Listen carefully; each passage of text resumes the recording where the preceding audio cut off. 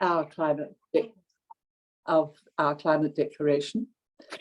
And I see by the numbers that there are old friends. Welcome, old friends, to another webinar. But I see also that there are probably some new friends, those who are here maybe for the first time. And to those who are new to our climate declaration, if you're not familiar with our website, then you might like to know that we have recordings of our previous 21 webinars on our website.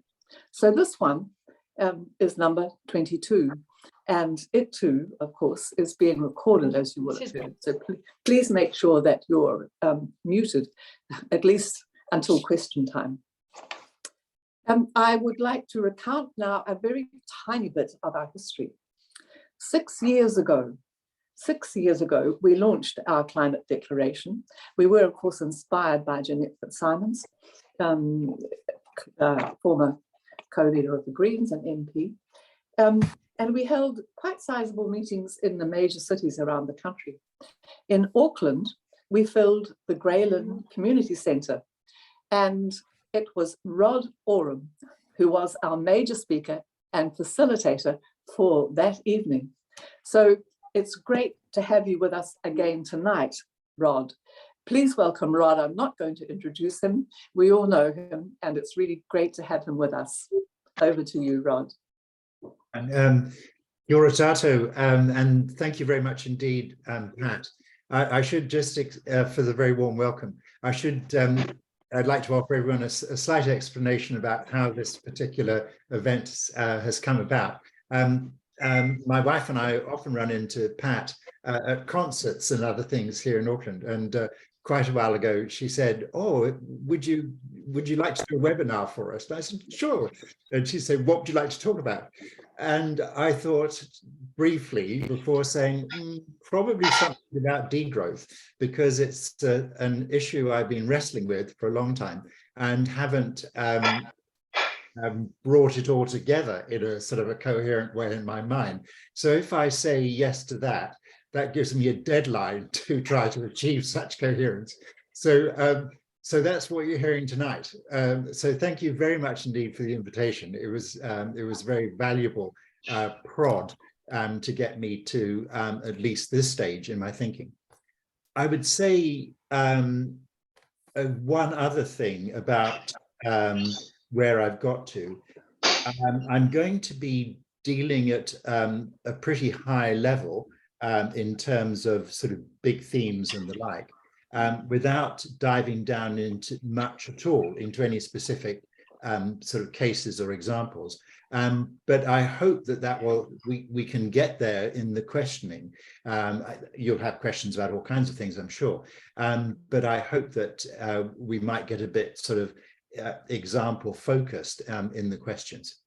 So we've got a wonderful length of time, and I'll be very careful not to take more than my share at the outset. So I'm just going to share the screen here and then just go straight into my presentation, and then we're off. I will just make a few comments about this picture, or this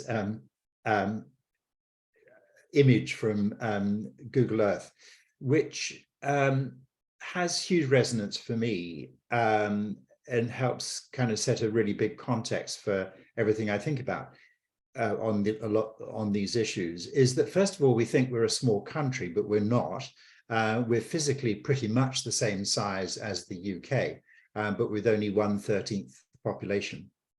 The next thing is we were the last large landmass to be settled by humans, probably somewhere around about 30 or 35 generations ago. And in that time since, but particularly in the last 100 years or so, we've brought about pretty much one of the fastest degradations of ecosystems that humanity's had a go at. And so we've gone from pristine to very deeply degraded in a very short time. The next thing is we've got the largest stock of natural capital. Please don't be put off by the word capital. I'm going to come back and use capital more broadly in other ways later. But of natural capital in the world for any per capita, for any country except petrostates. And we all know where they're heading. And of course, not only are these very bounteous islands and seas, but of course, there's very few of us there. So we do pretty well on a per capita basis. So that we're on top of that, we've got an extraordinary number of endemic species, and the south end of the Pacific and then the Southern Ocean below are some of the least the less exploited oceans in the world.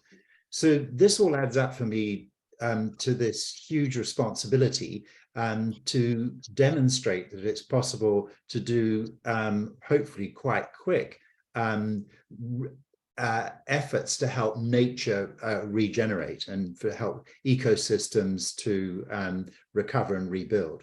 And so, and then one last thought is that we also have a large sphere of influence right the way from Antarctica down at the bottom there, where we were one of the original signatories of the Antarctic Treaty after the Second World War, and of course all the way up through the islands to our neighbours there. So that's kind of how I think about where we are and what our responsibilities are in Aotearoa. My title is just very simply The Limits of Degrowth, because I think there are some very severe limits to it. And I'm going to offer you a case for symbiosis, which is a term I will explain in due course. Essentially, I'm going to step through this in three stages. The first one is to talk about growth and then degrowth, and then get on to symbiosis. Seeing as you'll all be reading this very well on your screens, I'll just put up this quote from Antonio Guterres, the UN Secretary General. It's all the way back from 2.5 years ago in his annual State of the Planet report, and it's slightly dated because COVID was still rampant then, but I think it's a really important quote.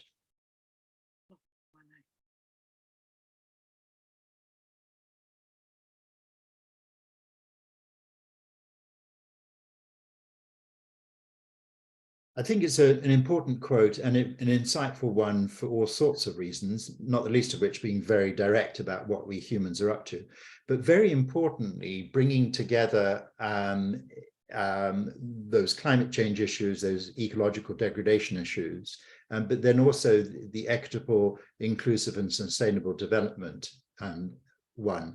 And that's what I'm constantly striving to do in the work I do, is to make sure that when we address one issue, which has all sorts of interdependent things going on with it, and that in resolving that issue, we do so in ways in which there are a lot of co-benefits.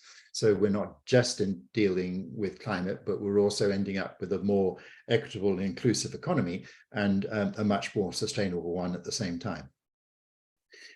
You'll be very familiar with the work of the Stockholm Resilience Centre, but I'll just recap it very briefly, because this is, again, very foundational to the way I think about things. I still kind of marvel that Johan Rockström and his colleagues, starting about 30 years or so ago, really created Earth system science. So bringing together an awful lot of science to help us understand that the Earth is a living Earth of many systems. And we have subjected it to enormous pressure. So on the left is the extraordinary population growth. And I take that growth rather personally, because so many of these issues are phrased in that term from 1950 to having resolution of all of these issues by 2050. So it's that century's work. And indeed, on all of these charts, which I'll talk to briefly in a moment, 1950 is the key date where we get this huge acceleration in human population growth, but also demands on the planet. 1950 also happened to be the year I was born. So that's why I sort of sense a sort of personal responsibility to play a very full part by trying to resolve this by 2050. So anyway, in these charts, the orange ones are socioeconomic trends. So running all the way from 1750 to 2010, and that dotted line there at 1950, where you see that very sharp acceleration. You see it across all the factors, whether it be population and GDP, through to urbanization, energy use, and then right down to the bottom, international tourism. International tourism has actually been the most spectacular, and even more spectacular than that, here in New Zealand, over the same period, 1950 to now, or at least to COVID, our international tourism accelerated at 5 times the rate of the very fast rate of international tourism growth. And then, of course, on the right-hand side are 12 factors in Earth systems, top 3 being the climate gases, etc., and then on down through ozone and the way we harvest that bounty. And again, that dotted line showing 1950 and the very fast takeoff after that. So that, of course, leads to the planetary boundaries. And I find this very notable that our biggest overshoot by humanity so far is down there at 7 o'clock, which is the biogeochemical flows, which are phosphorus and nitrogen. And that's entirely from the way we grow food. So that's artificial fertilizer and the other ways we impact on natural processes in land use. And then the next biggest overshoot is there at 11 o'clock, which is the loss of biodiversity and climate change. It should probably at this point be further up, because this is a chart dating back almost 10 years. It should be about to break through that boundary there. And then, of course, bringing that all together, we get what the WWF calls this double emergency of human-induced climate change and biodiversity loss, with this extraordinary loss, particularly in the last 50 years. Of that biodiversity loss, only 4 value chains account for 90% of that biodiversity loss. And by far the biggest is the lighter green one on the right-hand side, which is food and beverage, including packing. So again, it takes us back to that, the way we use land, grow food and consume it. And then by comparison, infrastructure and transport and energy and are a good deal smaller. Although fashion, you see there at 10% is or getting up towards 10%, is a very notable inclusion in that. But here, this next chart tells us a little bit more about that food and beverage one. So this is from the Food and Land Use Coalition. So roughly speaking, the in 2018 US dollars, the value of the global food system was about $10 billion at that time, the market value of it. And then there were all the negative costs, which you see lined up there in terms of health, obesity, undernutrition, pollution, etc. And then greenhouse gases and natural capital loss, and then food waste and some other things. Those uncosted losses and damage add up to about $12 trillion. So in other words, the global food system is not only not delivering enough food, but some of it's very damaging to health. But on top of all that, it doesn't pay its way because of these extraordinary negative costs it imposes on the ecosystem. And so that to me is a very damning indictment of how we're doing things now. New Zealand is the only country that has asked the Stockholm Resilience Centre to do a planetary boundaries report for the country, and this was done a few years ago, published in December 2020. So it's taking the planetary boundaries framework and methodology and running our data through it. And you can see the sort of impact there, which is very similar to the global one, but more extreme around the biogeochemical flows. So is humanity hitting the wall? This was a fascinating, I remember very well the original Club of Rome report in 1972. I was second year economics at university. Over the subsequent decades, it was quite fascinating to see how the whole methodology and conclusions was roundly dismissed by most people.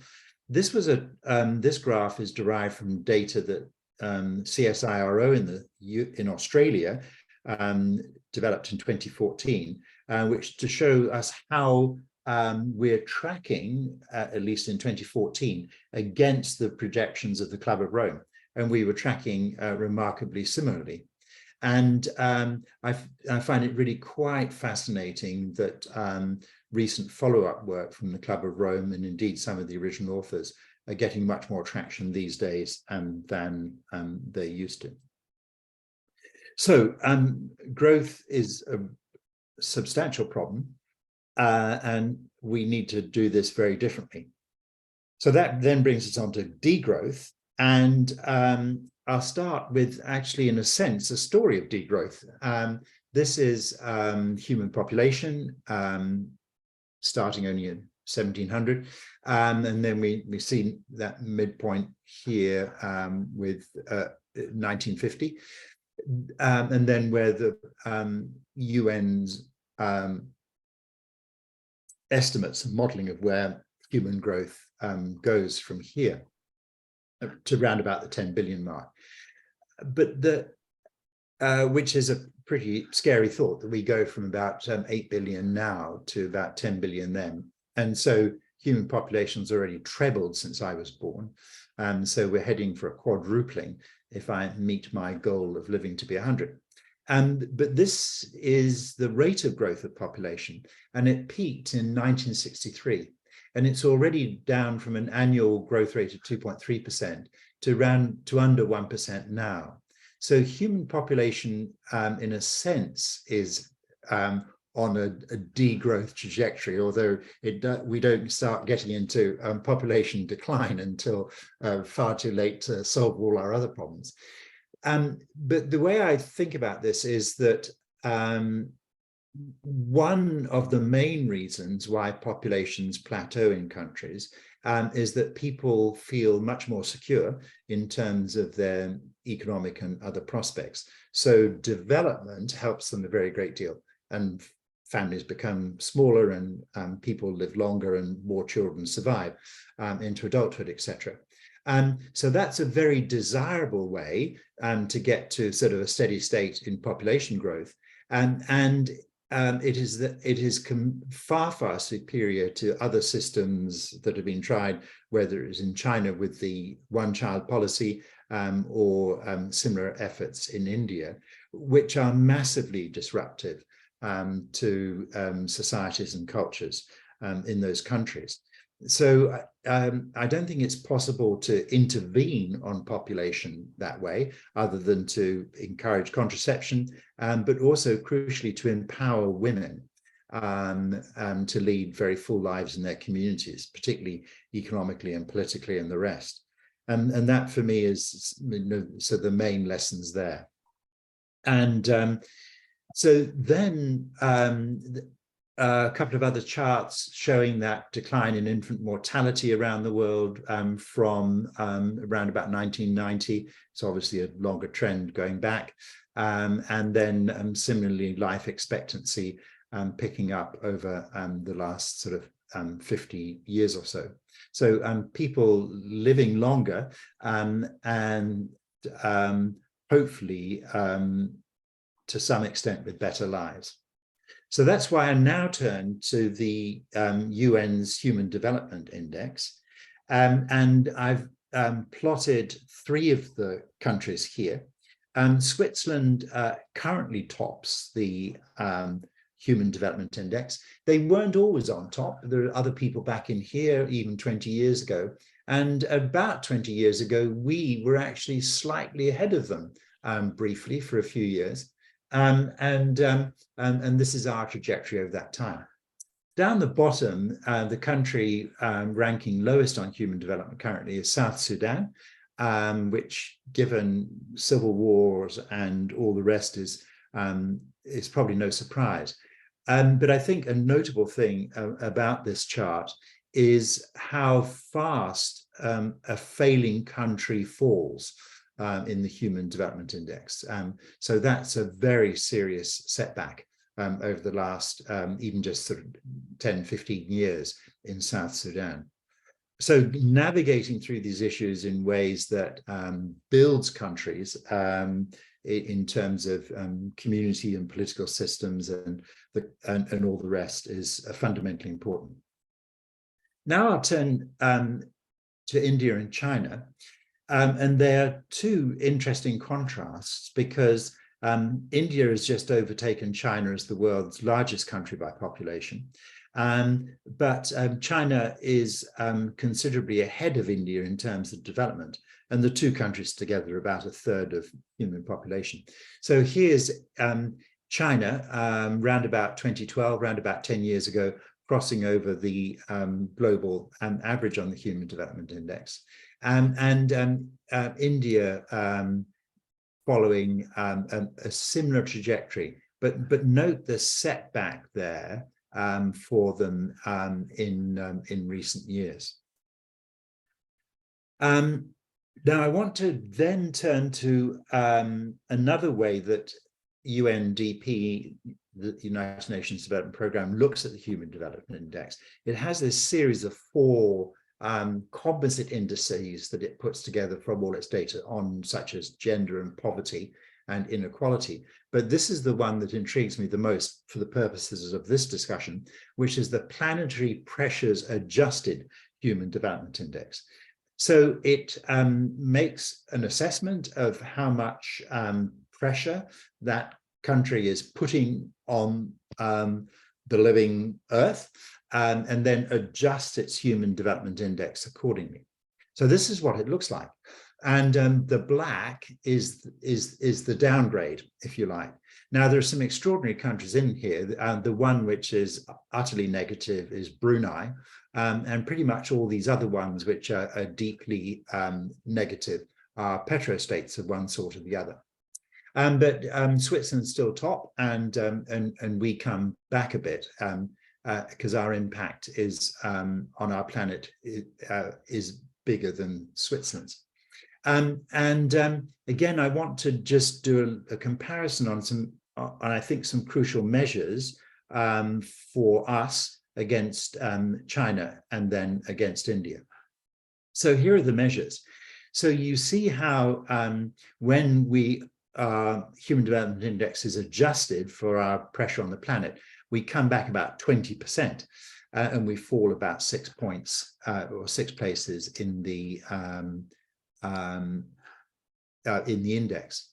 But look at our material footprint per capita. It's 30.7 tons, which is a huge materiality for us as a population. And by no means the highest in the world, but up there. Need also, of course, our CO2 production's pretty intense too. Now, China only comes back about 15% when it's a Human Development Index is adjusted, but falls quite a few places down the rankings. But note that even though it's only just got over the median or the average of on the Human Development Index, its material footprint is very considerable. Now, that's obviously not all for their own consumption, seeing as they are in many ways sort of the workshop of the world, with extraordinarily huge volume of manufactured exports. And then also that sizable, bigger than ours, CO2 output. But then here's India, where they are living better within their environment. Their difference in their HDI values is only about 4%.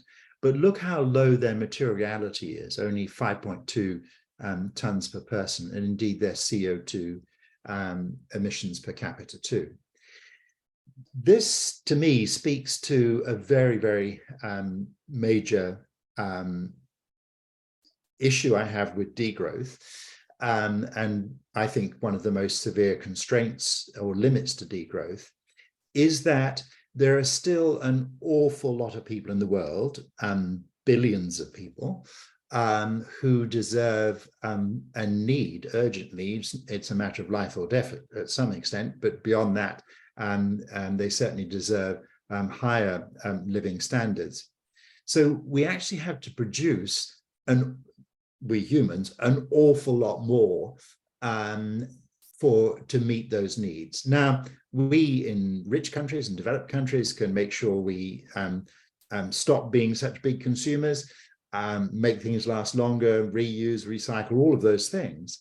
But that only gets us part way to meeting the material needs for billions of other people.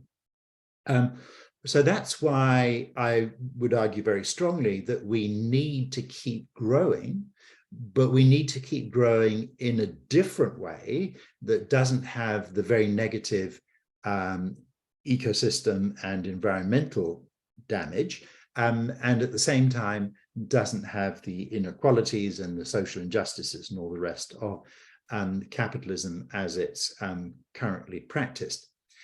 So I think this, the comparison of these three countries here is kind of at the heart of my argument why degrowth is very severely limited as an approach to solving these problems.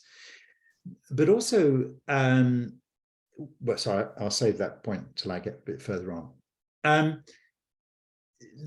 This is slightly more than slightly tongue-in-cheek, but said with some passion. The UK economy over the last 15 years has been actually trying a steady state experiment. They didn't mean to. They were doing it for all sorts of reasons, or it was the collateral damage of everything from Brexit to increasing political dysfunction in the country. But this is the really amazing chart of the steady state productivity in the UK. The little red, so the line going horizontally there is where they're tracked. If they had been following the trend line of even just going back 20 or 30 years, they would have taken them on up the way. The red is just a little bit of negative change in the composition of the labor force. There's been a bit more capital put to work, but multi-factor productivity, i.e. being able to produce things more efficiently and more effectively, at least within conventional economic definitions of what efficiency and productivity means, which largely ignores the planet. That is a huge loss to the UK economy, and it shows. The UK standard of living, income per capita, is now down towards Slovenia and some other countries further to the east in Europe, and there is no sign of the UK turning that around. That's not conclusive evidence about degrowth, but I think it's a little harbinger of how difficult it is to maintain innovation and productivity, albeit bringing in all those other deep sustainability issues around that too that has to happen. That's really necessary, vital for us humans, to be able to meet the needs of, in a reasonably fair way, of people on the planet. Then that leads us to the question of our current state of things is leading to a lot of polarization of societies. I mean, very much in a mind about Edelman as one of the world's largest public relations consultants. Whilst they have a reasonable track record on their annual trust barometer, they have been at the center of some notable public relations exercises over the years. which I don't entirely endorse. But anyway, there is a good survey, there is good analysis, there is good data. So, here are four examples or three great drivers of that polarization. The headings speak for themselves there. Then this is a chart I found this week on Visual Capitalist, which is an interesting website I get daily emails from. And so it's taking that Edelman Trust Barometer, and you can see to the right the severely polarized countries. We're obviously not the least bit surprised about the likes of the US, Argentina, and South Africa. I think we might be surprised that from this data how polarized Spain and Sweden are. And then there's those countries at risk. The Trust Barometer does not interview people in New Zealand, so we do not appear in this data. But I think we could reasonably safely say that we're somewhere around those these other three English-speaking countries of Canada, Ireland, and Australia. But certainly we know from our own experience, particularly through COVID, and particularly after the events of last year in the grounds of Parliament, how much more polarized we have become. And my sense is I don't see how we're going to turn that around. So I think it's actually going to get worse in New Zealand before we do figure out how to try to reverse some of that. So this takes me on to, growth, we're very familiar with all its problems. Degrowth, I'm saying, whilst it takes the pressure off the planet in all kinds of ways, it then doesn't meet the needs of its human population, however we might try to redistribute the existing wealth we have, for the very simple reason that the way we do pretty much everything right now is immensely damaging to the living earth, our life support system. So there is no solution in just trying to share out what we're doing now, because what we're doing now is massively detrimental to our life support system. So that's why I get on to symbiosis. So just to briefly recap, I've just picked three issues. The case against growth is that biosphere destruction, is that global inequality, is that political turmoil. And the case against degrowth is that we might well achieve some kind of ecological sustainability, but there's real issues around social justice and a lesser quality of life for a very large number of people. It's not just us rich people making do with less, it's about making sure that those people who have so little actually have some. So symbiosis, and I'm defining that as shifting from exploitation of nature to a symbiotic relationship with nature, where everything we do works with nature and not against it, as much of what we do does now. And then from individualism to community, this is not cut and dried. I hope we continue to have a society of very strong and vibrant individuals, but working in that strong sense of community. And then, of course, a really important one from excessive materialism to some sense of sufficiency. Gus Speth was a very important person in the US's environmental NGO space many decades ago, one of the founders of the World Resources Institute, for example. And then he went on to be head of the United Nations Development Programme, I think about 2 people before Helen Clark. This is a terrific quote that he kind of said spontaneously once some years ago on BBC Radio. But again, I'll just put this up here for you to read.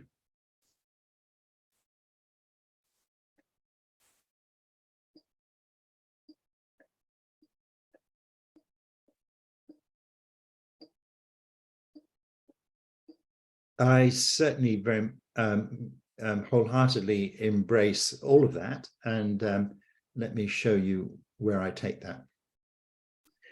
Many of you, probably all of you, would be familiar with Kate Raworth, the British economist who I think has done the best work on all of this. I mean, lots of people are making very considerable contributions to how we get to a better place on economics. But for my money, Kate is not only, I think, the most perceptive, but has achieved the most complete sort of new model. Her background's really interesting because she was a development economist, i.e. wrestling the issues about how developing countries progress. And then indeed, she went to the United Nations Development Programme, where she was one of the founders of the Human Development Index, before she then went to Oxfam, went back to the UK and went to Oxfam. And in the course of that work came up with the donut economics. And in this, she's taking the two sort of foundational documents that I keep going back to, the ecological ceiling, which is the planetary boundaries, and the social foundations, which is the UN's Human Development Index. And she calls that space between the two a safe and just place for humans.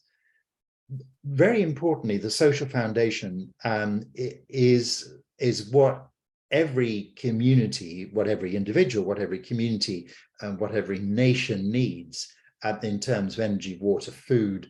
I'm jumping around here, education, peace and justice, social equity, gender equality, and all the rest.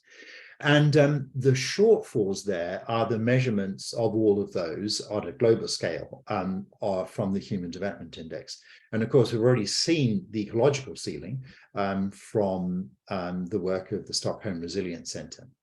And if you haven't read Donut Economics, it's now a few years old, but it not only is more resonant and relevant than ever, but Kate and her expanding network of colleagues and organizations around the world, particularly the Donut Economics Action Lab, as they crop up around the world, are just developing this work very fully. So the two key design principles is that everything we do is we design to make regenerative. So this goes, I'll explain that term in a bit more detail in a moment, but it's also distributed by design. It's not some political afterthought later about how in any particular budget, a bit more money might be distributed to people who need it, or a bit more money might be taxed off some people rather than others. It's far more intentional. So the regenerative is that we make sure that everything we do works with nature to help nature recover. It's up to nature to do that work. We can help it. And of course, we're not going back to pristine ecosystems that, before humans industrialized. Ecosystems will continue to evolve, but they hopefully will become more resilient and more richer in all senses of the word. But there's two important circles here. On the left is that natural regeneration of biological nutrients. So we don't just take, wait, make, consume, use, pollute, throw away, much is lost. But we make sure that that's recaptured and regenerated. But then there's the other half of that, the other side of it is called technical nutrients, which are human-made materials. And we need to make very sure that we restore those and reuse those, down to parts per billion to make sure we're not polluting things or damaging things, but also in that process, have a restoration mindset about repairing and reusing and refurbishing and recycling. I just want to, I won't explore that in any more detail. She goes into, her work is now very broad and very deep, but I'll leave it at that for now. I just want to touch on another couple of concepts, which I think of, at least in my own mind, about thinking about all these things. The first one is the human population around about 2007 or so crossed over the point where 50% of humans were living in towns and cities and 50% living in the countryside. And that proportion living in towns and cities continues to grow. There's all sorts of good economic and social reasons why people live in towns and cities. It's just now many of them are not as desirable or ecologically sustainable as they need to be. So a really important concept is to bring nature back into the cities, to make them at least partially self-sufficient for energy, food, and other resources, but be delightful places to live and work. And so we are, and to help us restore our relationship with those ecosystems, with the living earth. I'm a great fan of biophilic cities, which is a fascinating network around the world. Wellington is the only member of the global network, and Fremantle is the only Australian member. But these are cities that in a very determined way are starting to reconfigure themselves, renew themselves along those lines. I'm just now going to jump to a very, very particular example here in New Zealand that I find fascinating for all kinds of reasons. I need to make a small declaration of interest here, or affiliation, in that this co-housing project in Takaka is the work of a number of my fellow Edmund Hillary Fellows, and I think they're doing a fabulous job on it.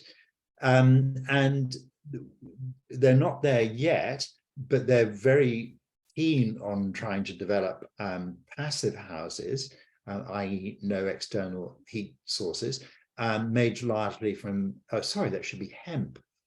Good grief, what a terrible typographical error there. Hemp, not help, grown locally. Passive is good because you're just using the energy from the sun to keep the house as warm as it needs to be. And hemp, because it has this huge potential and this is kohu hemp, which are at the forefront of this for Takaka, in terms of being able to grow the hemp very quickly in a surprisingly small area, to then be able to make products like hempcrete, to be able to build those houses. So to me, it's just a very nice example of a very instructive example about meeting a need housing that we now meet currently through building materials which are often have very large carbon contents to them, and these are buildings that still need quite a lot of energy to run them. This is slightly tongue-in-cheek. A number of years ago, I used to show a slide of how theoretically an aircraft might one day be made from compostable materials. But this is actually, this is more up to date, just a year or two old, from Airbus, for example, about the use of biocomposites. And here in New Zealand, a really important organization is SCION, the Crown Research Institute in Forestry, which is doing a lot of terrifically good work on biocomposites, i.e. taking trees and being able to make composite materials from them. So far superior than just cutting them up into timber, and then at the end of the life, those could be reworked in some way or sort of be compostable. So we're a long way yet for being able to make a whole aircraft out of biocomposites, but that would be some kind of ultimate goal. Some other concepts which I think are fundamentally important is rewilding. And so the whole process now finally getting a really good help from COP15 in Montreal a few months back about protecting 30% of the planet by 2030 on land and sea.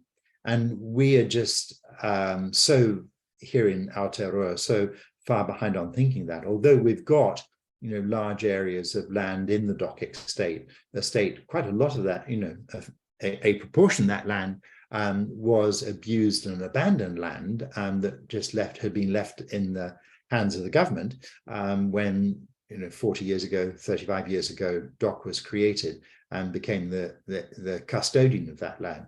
We've just got so much work to do. And of course, we are incredibly negligent on our seas and oceans. It's extraordinary that we have one of the largest exclusive economic zones in the world, so around about top 10, in the top 10. But we don't have any serious oceans policy. And we've got very deficient maritime policies around fishing and the like.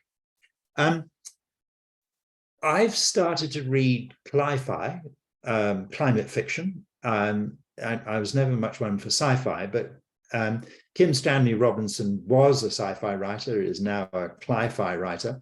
And I'm sure some of you will have read The Ministry for the Future. I found it quite fascinating, not the least of which, and bearing in mind he was writing this a few years back before some of these issues got a real head of steam, about rewilding, and very challenging concepts such as paying petrostates to stop producing fossil fuels.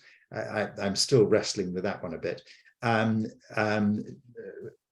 anyway, I found a lot very challenging and stimulating in this particular piece of cli-fi, as I do in others. Just to round this out slightly, there's a number of other excellent, there's a large number of excellent people around thinking about and working on new ways to do far more holistic economics. And one of them is the Wellbeing Economy Alliance, and there is We All Aotearoa, which is now led by Gareth Hughes, the former, now retired Green Party MP. And the founder of the Wellbeing Economy Alliance, and still a very key person in it, Catherine Trebeck, was in New Zealand last week, giving various presentations in Wellington, here in Auckland, and to government as well. And the New Economics Foundation in the UK, I've long had a lot of time for. And there's a whole bunch in the US. This is just one, Just Capital. And the big theme through all of them is that this is a fabulous quip, and I have no idea who said it. I'm afraid it's got slightly lost in the mist of time. There's nothing wrong with capitalism. It's just we haven't tried it properly yet. We haven't brought all the capitals together and used them fairly. So that would be our natural capital, our human capital, our social capital, and our technological capital. And then, of course, there is financial capital in there, but that's the one that should be just an enabler of the rest. But instead has been, the primary gain of capitalism. And so just capital is, one expression of trying to get that wholly rounded interplay of all the key ingredients. Just a couple of thoughts, essentially two more thoughts to finish with. The one, I find myself feeling that my main role in life is just to be as much help as I can be to younger people who I feel are the true leaders.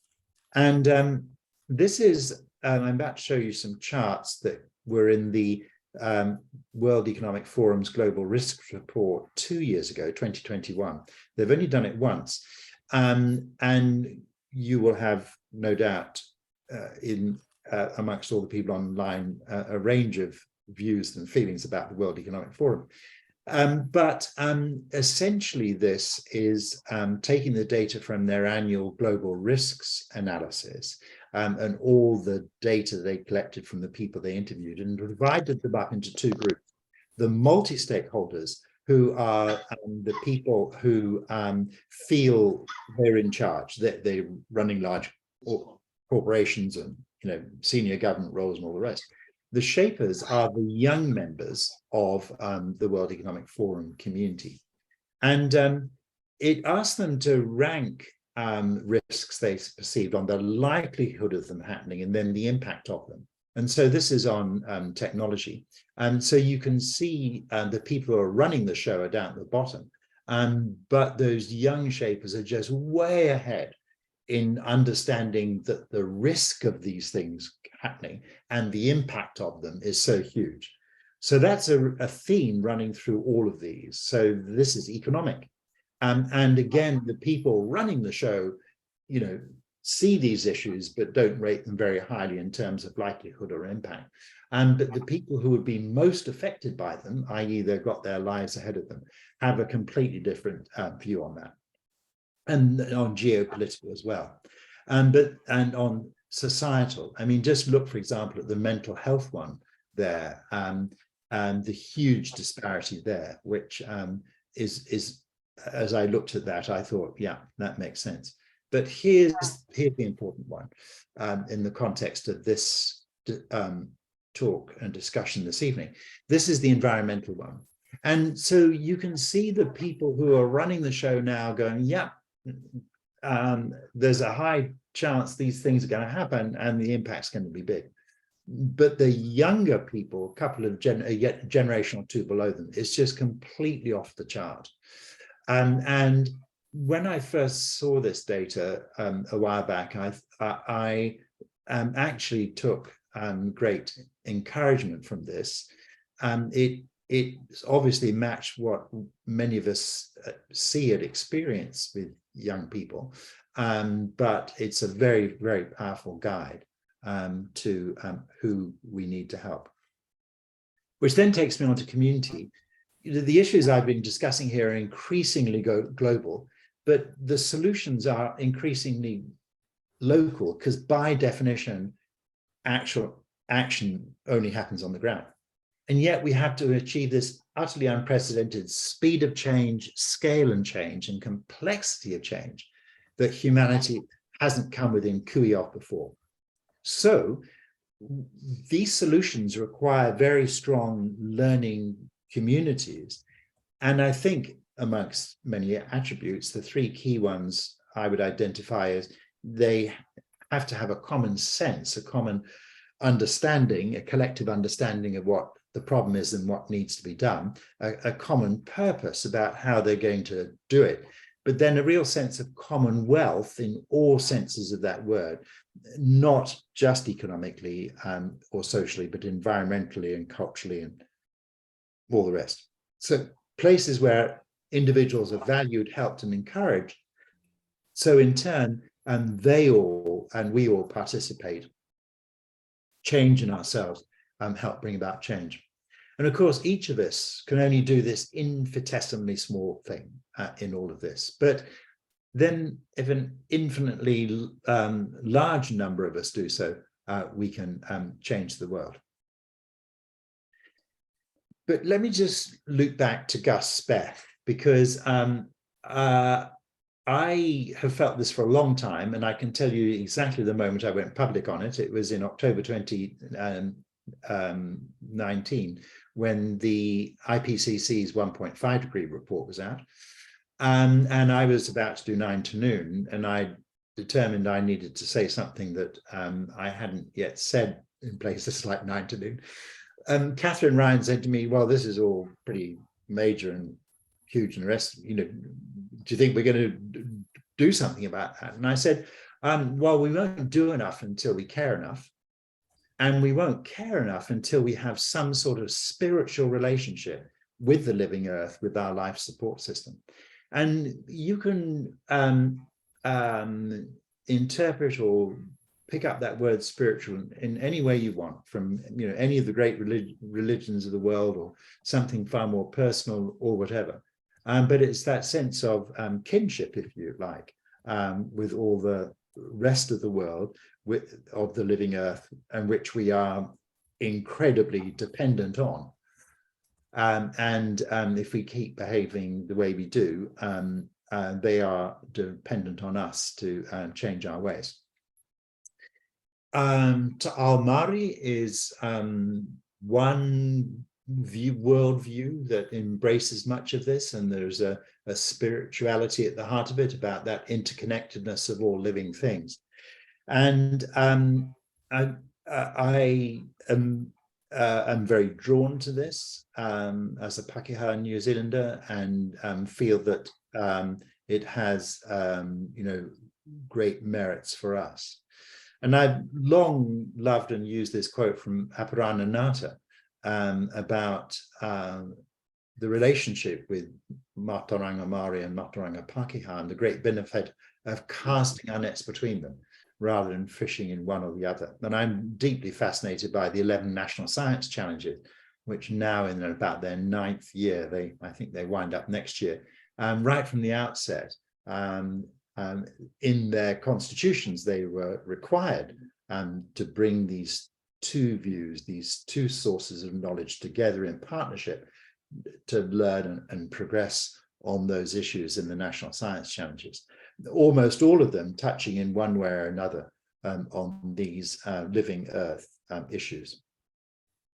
And indeed, it's good to see, for example, in the triennial environmental composite report, most recent one last year, Environment Aotearoa 2022, all of that Western science was brought together and expressed within a Te Ao Māori framework using Matariki and 9 of the stars in Matariki and what they represent, and the impact that we have from the way we use resources, from the way we earn our livings on that living environment, that living world. And I just thought it was immensely powerful. And then extraordinary buildings like Tuhoi's Tukura Whare in Taniatua, the first building in New Zealand to meet the very demanding standards for a living building, i.e. self-sufficient in energy and water. And so much of those materials taken carefully from the Uraweras, and a building that looks like no other living building in the world, and there's now quite a few of them, but very much an expression of who Tuhoe are and where in the place where they stand. So yes, 2050 is the time frame usually picked for solving all these issues. I think 2040 is a far better time for us because it is the bicentenary of the country as we are currently organized. And of course, it's desperately close. Only 26 or so, sorry, not even 26 years, only best part of 16 years away, 16 or 17 years away, for us to pull off these extraordinary transformations. I'll just end with 2 of my favorite, I've got lots of favorite quotes, but they're people who I think have spoken very powerfully of these things to earlier generations, although still immensely relevant to us today. The first one being Rachel Carson, obviously a pivotal figure in the sort of modern US environmental movement, with her book Silent Spring in 1962 or 3, about the impact of DDT on bird life and many other aspects. Those who contemplate the beauty of the earth find reserves of strength as long as it lasts. As life lasts. The other person is John Muir. He was born in Scotland, but as a child emigrated with his family to the US in the 1870s. And he was born in Dunbar, just east of Edinburgh on the Firth of Forth. And as it happens, my niece for many years has run the John Muir Birthplace Museum and Trust. But Muir was a remarkable character and was one of the founders of the earlier generation of American environmentalists. So he, for example, took Teddy Roosevelt on a camping trip to Yosemite to show him the wonders of the place and lobby very forcefully, along with others, for the creation of the national parks. Muir's writings are quite fascinating because he took some extraordinary wilderness journeys. In fact, one of those journeys brought him here to New Zealand, in the early 20th century. And he writes wonderfully about these issues. And if I could bring any person back to life, it would be John Muir, because I'd love to go with him to a marae, because I think he would get on very well with everybody and be right at home with the our Māori concepts. And for me, he's an incense about, as a Pākehā New Zealand, trying to reclaim some old knowledge which then got lost in industrialization and colonization and everything else along the way. And here's just one quote from Muir, which I think encapsulates that. And I'll just leave you to read the quote for yourselves.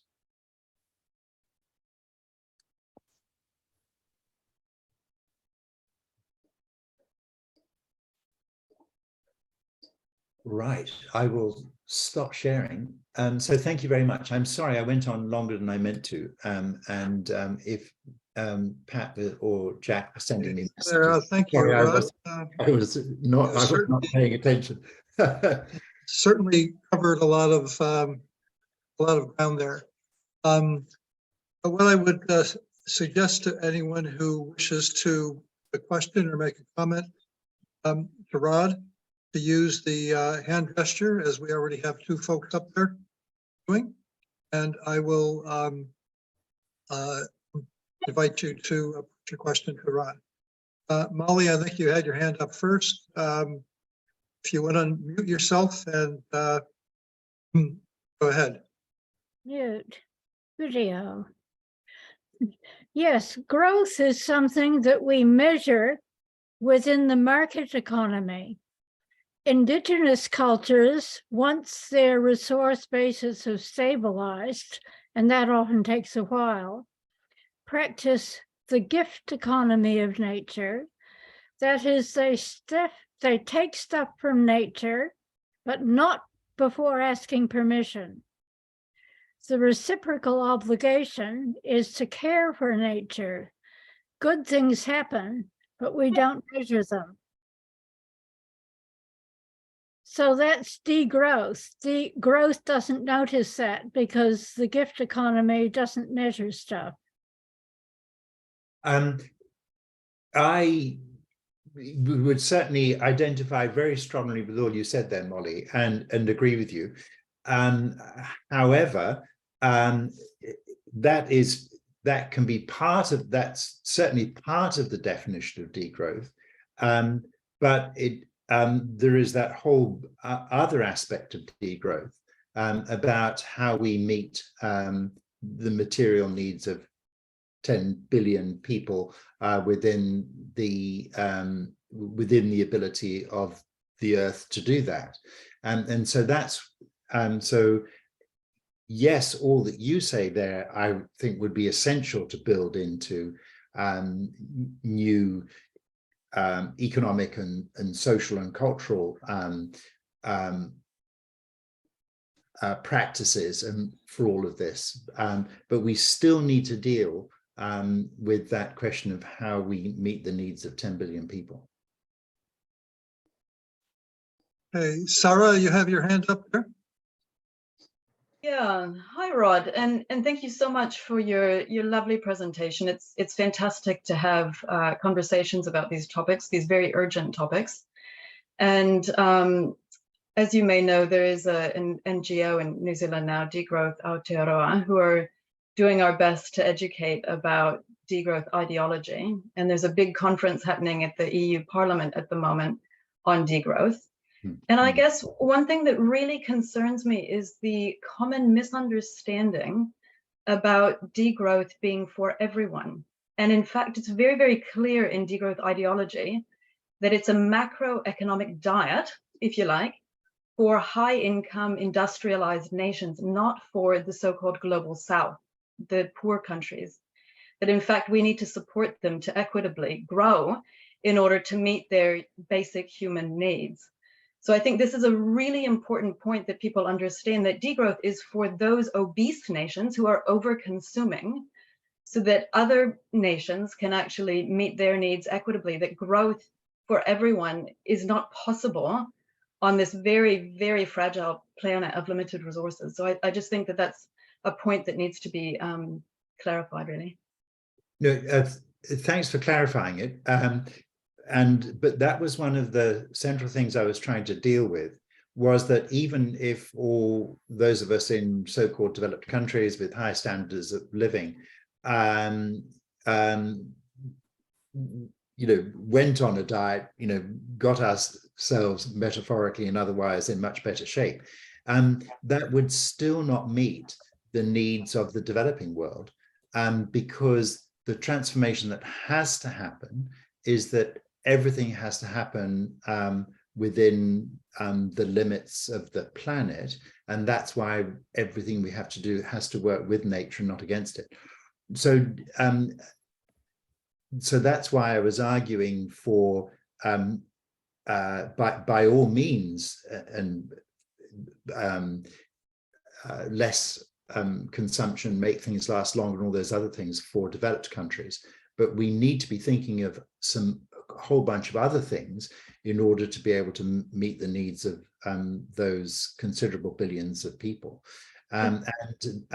Those two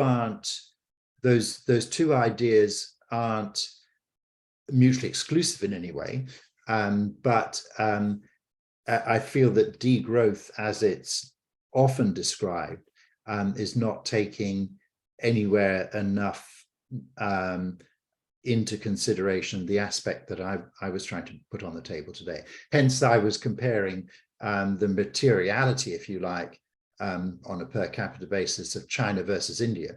So if India pursued a development path akin to China's, we would be in dire straits, even if those of us in North America and Europe and other OECD countries backed off what we did very considerably.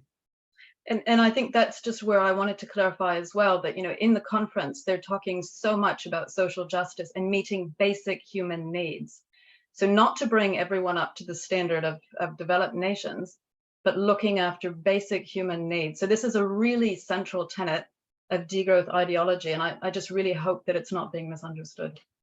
Yeah, but I'd want to go further than meet the basic needs of everyone. I would be wanting us, humanity, to be able to provide very well for everyone, not just the base. I mean, as a first step, the basic needs, yes, but to be able to go far beyond that. Okay, Catherine, you have your hand up. Go ahead, unmute yourself and what's your question? Sure. Thank you, Rod.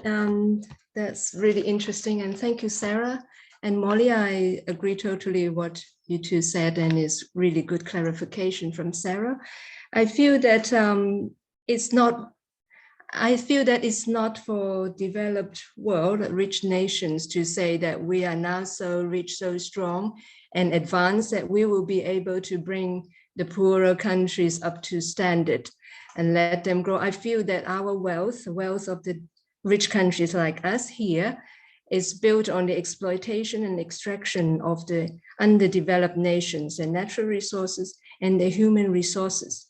So I think we do need to degrowth the rich countries, and thereby the lower income, the so-called less developed countries will have more left for themselves to grow in their well-being, basic needs and above, so that it is more equitable and well-off nations for people. So I think it's, like Sarah said, it's about the obese countries, letting go of some and letting the others, those who have still the philosophy, their relationship with nature, still have more than a lot of the Western countries. They will be able to thrive and grow their well-being, is how I see it. Thank you. Thanks. I just want to, I'm sorry, you might think I've got a one-track mind here. I agree, Catherine, with everything you say there, except that even if we did that would still not be enough to give even a reasonable standard of living for people in all those other countries. And indeed, it's not for, it's up to us to give them all the help that they need to do that, but it wouldn't be enough. And furthermore, the way we're doing kind of like everything now is so astonishingly damaging to ecosystems that unless we get that right, all these concepts of trying to balance things out better amongst the various peoples of the world, still humanity will still be in a desperately powerless, ruinous relationship with its life support system. I mean, that's the crucial issue that we have to confront. Otherwise, whatever we do still gives us no future. Okay, Lindsay, you're up next. Thank you, Jack. Thank you, Rod, for another wonderful talk and the very wide sweep that you've covered. I guess I want to pick up a little bit on what the others have said, but first of all, just one point of clarification, if I may. The limits to growth graph that you put up showing how we're tracking along, correct me if I'm wrong, but I'm pretty sure that's a business as usual trajectory, isn't it? Because they did model different ones. Yes, yeah, exactly. So it's kind of like the base case which unfortunately is what we're following, isn't it? Yeah, absolutely. Thank you.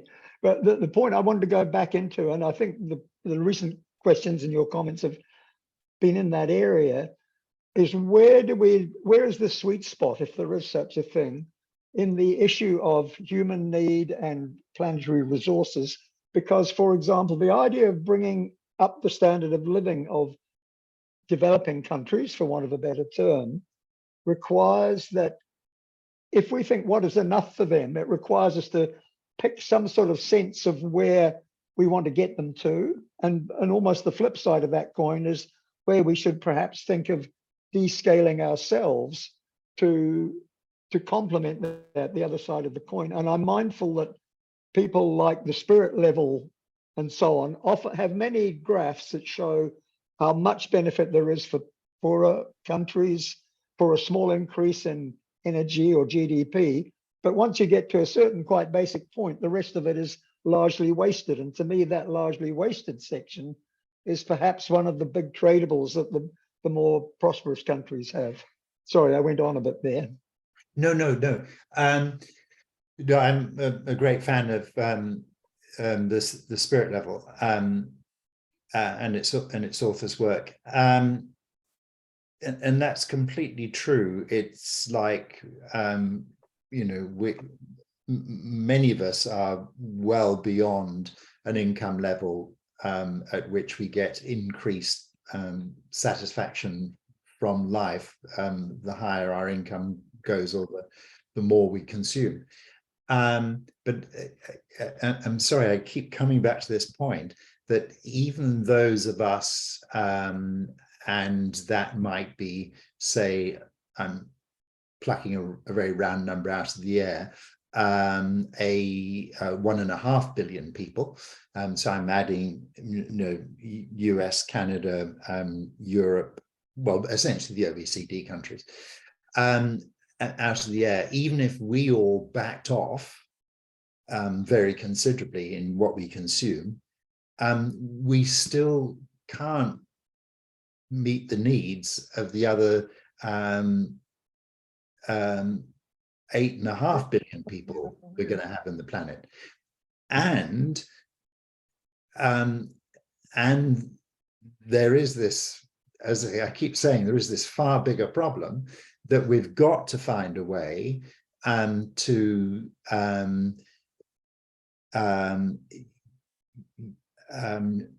use materials which are infinite, that we are borrowing from nature and are infinitely recyclable, and we're using energy sources which are truly renewable and perpetual, well, at least until the sun burns out in a few more billions of years' time. And I'm sorry, I'm going to have to keep coming back to that point, because I think that's the fundamental point that humanity has to get its head around. Thank you. Hey, Julie, Evan, would you go ahead?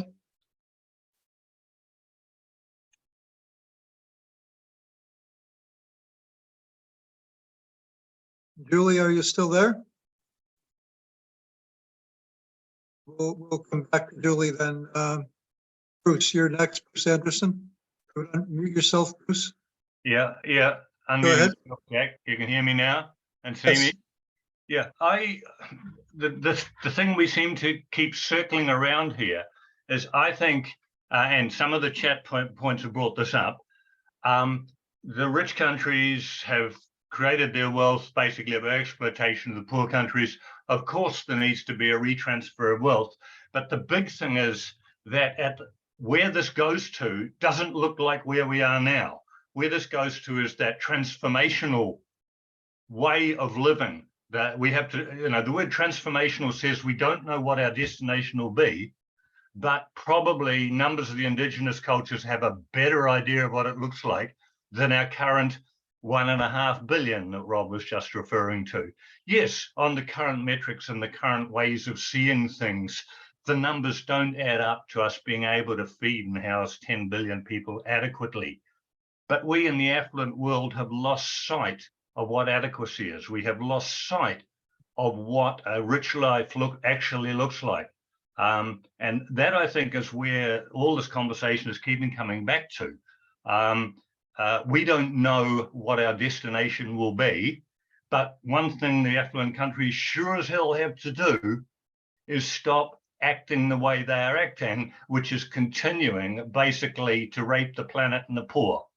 And we have to start stepping back and showing by our own example, not that we can help you, but that we recognize the problem and we're doing something about it to ourselves.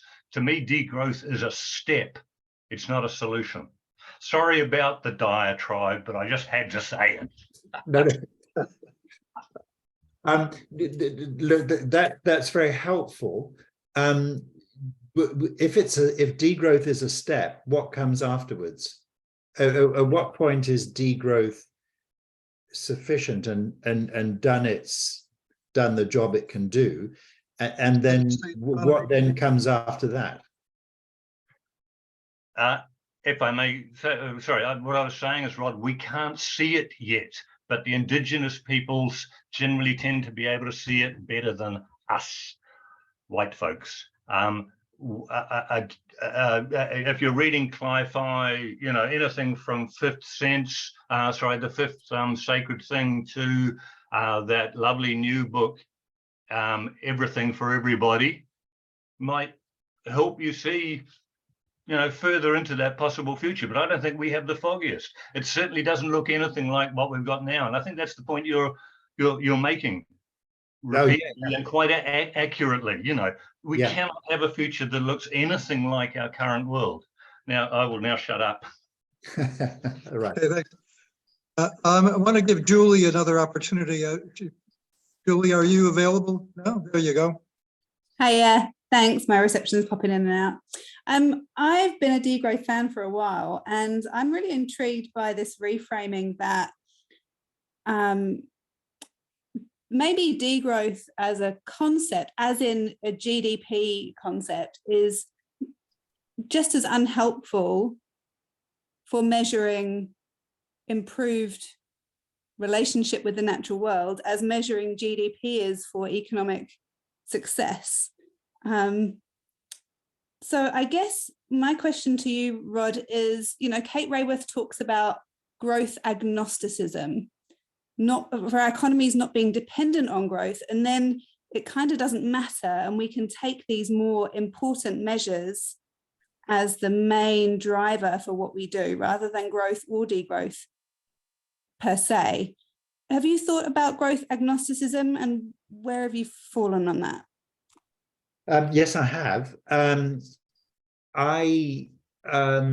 When I first came across that word in Kate's work, I kind of wrestled with it for a long time, because it's kind of say, so agnosticism means I don't care about growth one way or the other.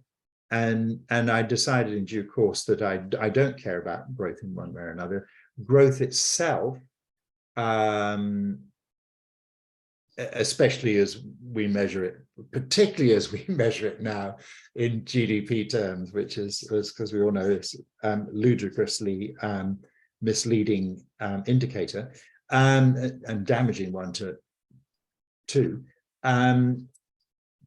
But we care about a whole bunch of other things that we will find ways to measure and express. And that got me thinking about what happens in nature. And I'm going to be very much a generalist here and not a scientist, is that in very well functioning ecosystems, there is a lot of growth goes on in terms of new organisms being born, living out their lives, however simple, whether a single cell or a complex animal, and dying. And so those ecosystems are self-regulating. And so there is a lot of growth goes on there, but it's growth that is constantly, it's a cycle of life, and with death as for an organism being the start of something else. So that's why I'm perfectly happy not to think about growth in terms of doing more, more cars, more whatever, but growth in the sense of being able to have a very healthy ecosystem where we meet the needs of many more people on the planet very well, but it's in perfect balance, the way a good ecosystem in nature is. Okay, thank you. Got time for a couple of more here. Brian, you're next up. Brian Ward, go ahead. Yeah, thanks, Rod. I've been following you for years on the radio, and it's good to share this webinar with you. I guess I'll go into the spiritual common sense area, if that, if we can. I believe that common sense comes from a global consciousness, and all the people in this room are, I think, globally very conscious. I would guess that, without assuming too much, but we're globally conscious. We know what's going on around the whole world. Now, the task is simply to for everybody in the planet to become globally conscious. Then common sense will prevail, and I just present that that idea.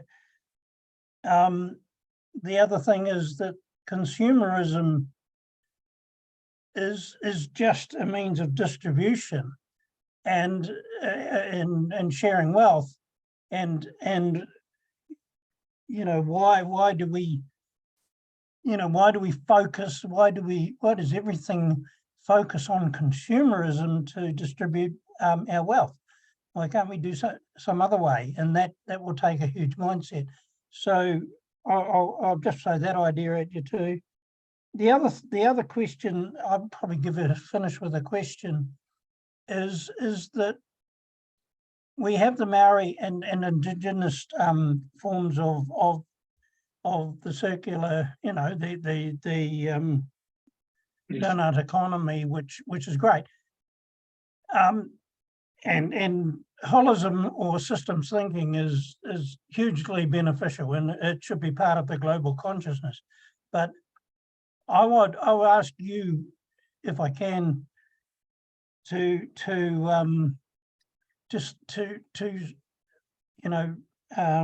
help me with where reductionism meets holism, and how they both, it's a bit like religion and science, where reductionism and holism meets to further everything for humanity, just as religion and science may well have done, or creativity and science may well have done. So I'll just throw that question at the end. Can you just tell me a little bit more about what you mean by holism and reductionism? Well, reductionism is the pulling everything apart to the nth degree, and then we get technology and we start building new wonderful things from Western science, say. But holism is bringing everything back to a one. You know, to holistic thinking is to generally go the other way, which is to integrate as opposed to differentiate, shall I say.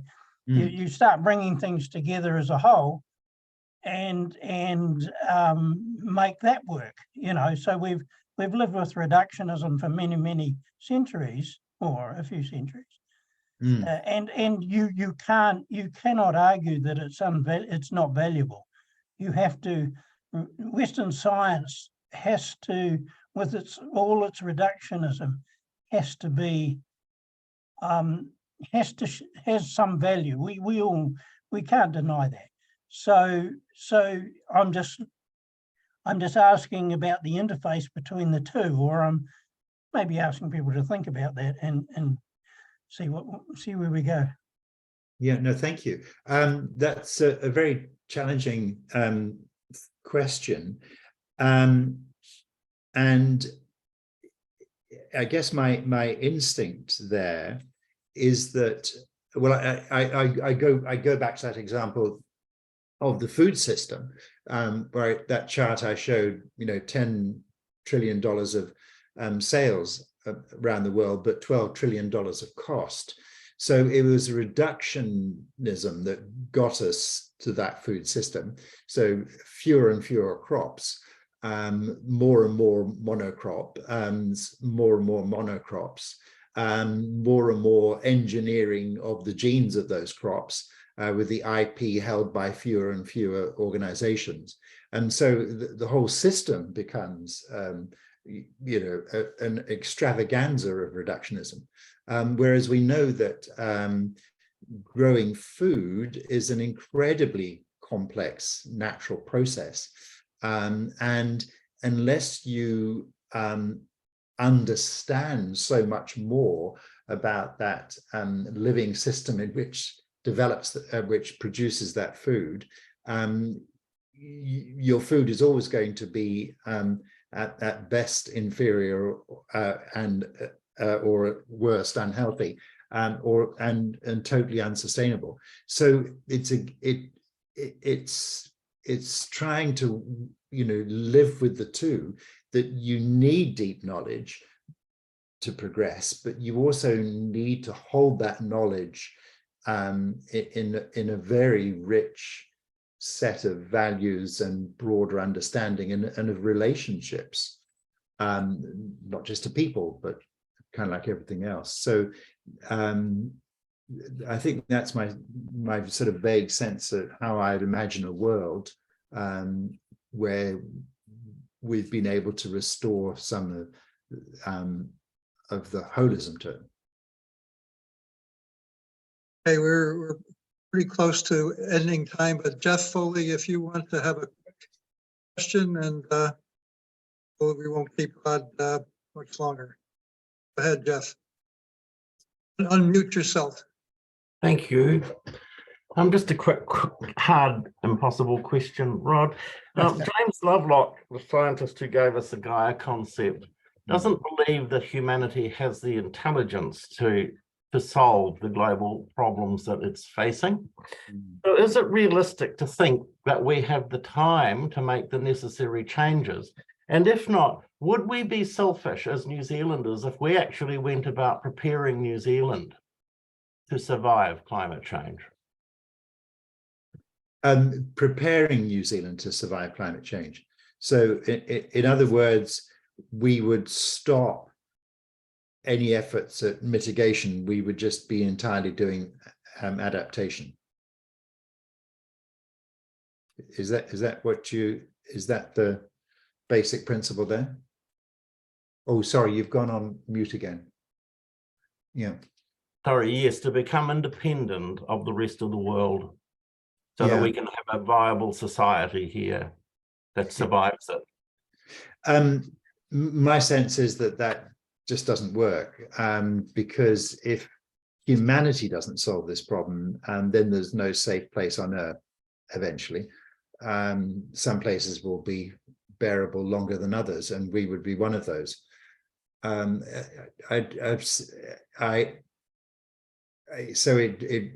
it feels like running away, but eventually it all catches up with us if we tried that. And yeah, I know we're only 5 million people and all that kind of stuff, but you know, the number of, you know, the countries with populations of 5 million or less add up to emissions of about 20% of emissions. There's so much learning to do that we all have a role in that, and then sharing that knowledge. You know, humanity as a whole has got to solve this. Is my sense, and I, you know, adaptation is incredibly important, but the overwhelming issue remains, and will for a long time, mitigation, and not just emissions. You know, stop doing all the things that we do to damage Earth systems. So it's not just climate impact, it goes on and on across so many other fields. So that has to be, I'm sorry that I sound as though I've got a sort of a singular focus here about trying to re-establish our right relationship with the living Earth. But I